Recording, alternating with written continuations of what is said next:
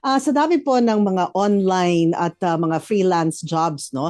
Paano pinoprotektahan po ng DOLE ang karapatan ng ating mga manggagawang Pilipino? Thank I you like po, that question, Miss Mr. Jackie. Patrick.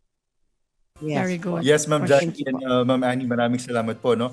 Atin pong pinapaalalahanan yung publiko po, no, na maging alerto po at mapanuri kung lehitimo ang mga job openings na makikita po natin, lalong-lalo na sa iba-ibang mga plataforma po ngayon or platforms katulad po nung sa Facebook or sa social media, no.